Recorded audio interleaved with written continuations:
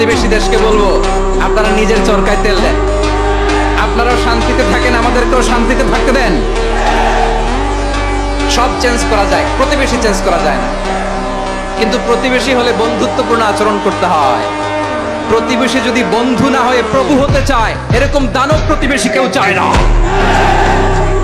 ভারত যদি বন্ধুত্ব দেখায়, বন্ধুত্ব পাবে, কিন্তু ভারত যদি বাংলাদেশে আধিপত্যবাদ বিস্তার করতে চায়, বাংলাদেশের 18 কোটি জনগণ সেটা রুখে দেবে। ভারত যদি গৌর গোবিন্দের ভূমিকায় নামতে চায়, দেশের 18 কোটি মুসলমান শাহজালালের ভূমিকায় নামবে।